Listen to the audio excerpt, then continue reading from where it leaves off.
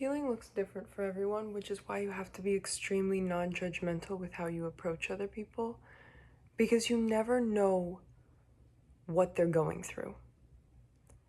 And empathy is something that I think is lost on a lot of people. Let me look up some definitions so I have some words. So sympathy, by definition, let me pull this up real fast. Sympathy is the feeling of pity and sorrow for someone else's misfortune. Basically saying, I feel bad for you. I feel sorry for you. Which puts an I in the situation. And what I mean by an I is you're saying, I feel bad for you, instead of, I understand you. I'm empathizing with you. Because in a situation where you have to be there for another person, or another person is going through something, you want to be there for them. You don't even want to include you in the situation. You don't want to relate what they're going through to a situation that you're going through, because that takes the attention away from their individualized experience. You don't want to come up with solutions, because that makes you the savior within the situation. Obviously, if they ask for solutions, give them solutions, but don't just offer them up. What you need to do in almost every situation is to just try to ask questions and hold space for their emotions, because the more that you can understand how they're feeling, what they're thinking about, what it's bringing up in terms of like triggers from their past, or is this situation speaking to a trauma that they went through and they're feeling that? The more you can understand their viewpoint, the better you can help them. Because empathy, by definition, is the ability to understand and share the feelings of others. It's kind of like, okay, sometimes I think of empathy this way. It's kind of like this person that you're trying to help and you're trying to emotionally understand is a script, and you're an actor. Let's say your friend comes to you and is like, my boyfriend just broke up with me. He cheated on me. And they come to you and they tell you that. You can think in your mind, oh man, getting cheated on, that must be horrible. That must be awful. I feel so sorry for you. Because undeniably, getting broken up with and getting cheated on is a shitty thing. No one likes it. No one wants it to happen to them. But them saying, he cheated, I got broken up with, is not painting the full picture of what actually happened here and how they're actually feeling. Because one person getting broken up with is going to process it completely different than another person that gets broken up with. So what is going on with them? Which is why you need to ask questions. You need to ask them how they're feeling, ask which emotions are coming up, ask how it's making them feel. And then based on how they're responding to those questions, ask more questions, get them to open up, explain their feelings. Because the more that you can get a full picture of what's going on inside them, the better you're going to be able to help them if they want help.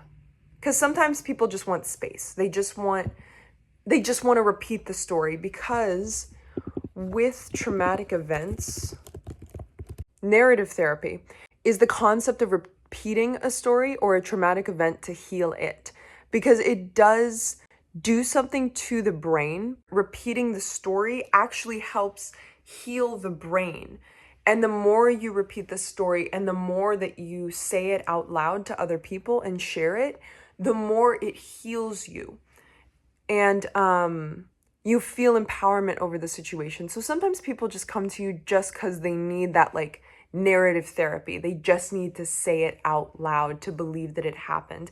It helps with the acceptance part of grief, and it helps get over the shock of grief. So if someone's going through something, you're probably going to hear that story a lot, because it literally helps it to just say it out loud and repeat the story.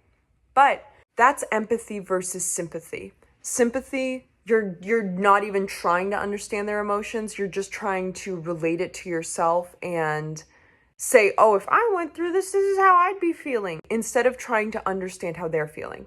Because like I said, there could be abandonment issues that got triggered. There's so many different things that could have happened within the dynamic between her and her partner, that when this event happened, when the breakup did happen, when she found out about the cheating, different emotions will come up based on that you might not even have considered. That's why you need to ask questions and really be there for people. And the way that you foster a really good sense of empathy within yourself also. A way that I've been able to foster a lot of empathy within myself for other people is to live by the phrase, treat everyone as though their dog died because it might have. People don't always offer up what they're going through. I personally know I don't fully tell the people in my life everything that I'm going through. I've cried a lot of tears alone just because I know I'm someone who processes things better alone. And I have really positive coping mechanisms, like I'll bake, I'll paint, I'll run, I'll write. But I do need to process things alone before I go to other people to tell them. So there's been times when I'm going through very, very significant things, but it takes me months to actually say it out loud to other people. So this phrase, treat everyone as though their dog has died today, because it might have. People don't always tell you what they're going through. People don't always offer up every painstaking event that's happened to them. Everyone has something going on under the surface.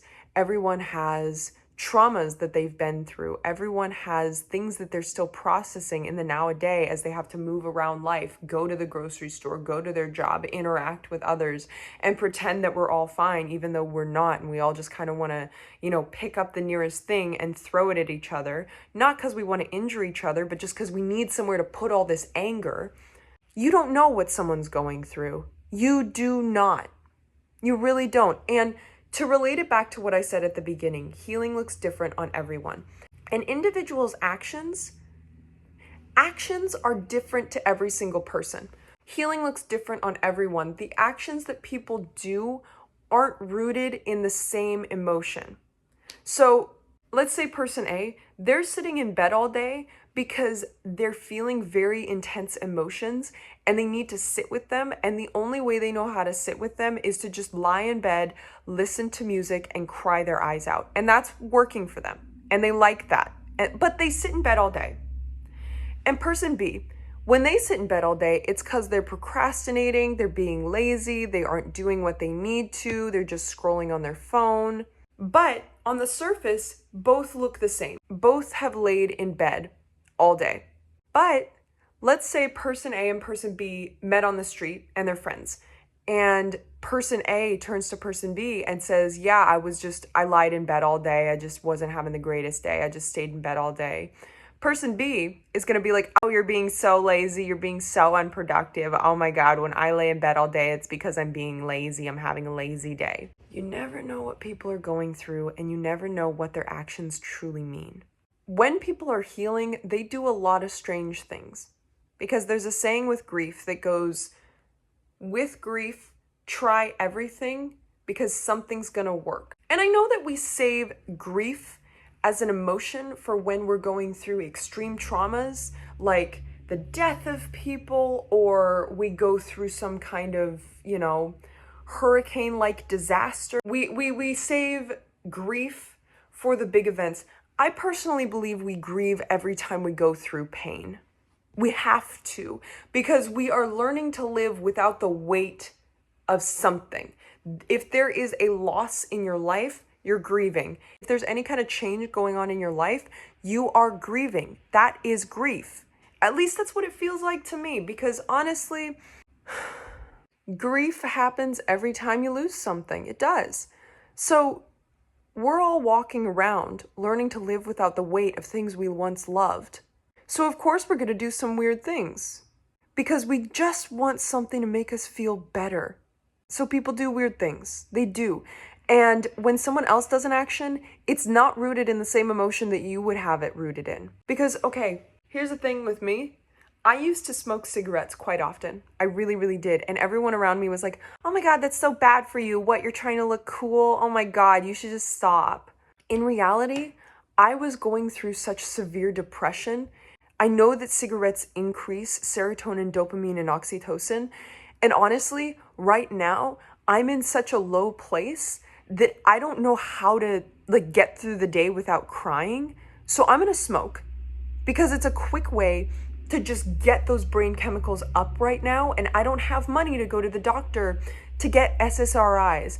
I don't have money or time to go to therapy right now. So I'm going to smoke a cigarette because I need to stop crying so that I can go to work.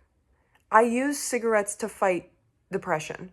And the reason I stopped smoking is because I have an amazing support system. I was able to afford to go to therapy. I feel good. I feel happy. So there's no need to smoke it because my brain is naturally producing those chemicals. But for other people, they smoke just because they do want to look cool. And other people smoke just because they do think it's fun. For me, it was a survival technique. So that's what I'm saying. You always have to treat people as though their dog died because it might have. You always have to treat people as though they are going through something because they are. Everyone is. And there's a huge disconnect from that because you can't just judge someone's base actions. You need to understand what's going on behind it. If someone's coming to you, you have to try to understand them emotionally. And that takes emotional intelligence. That takes empathy. And that's lost on a lot of us. And I do believe that that's just something we need to bring back. It's something that we need to foster within ourselves. Because the more empathy we're able to have for others, the more space we're able to hold for other people's emotions, the more space we can hold for ourselves, and the more we can advocate for ourselves, and the better we can process our own emotions.